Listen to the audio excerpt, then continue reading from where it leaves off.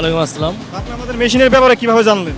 আপনাদের মেশিন আমাদের ওই জায়গায় অনেক লোকে 2-3টা মেশিন নিচ্ছে, তারপরে ইউটিউবে ভিডিও দেখছি, দেখে এত মেশিনটা নেওয়ার একজন আগ্রহ হয়েছে যে না লাকড়ি ভাড়া মেশিন অনেক ভালো।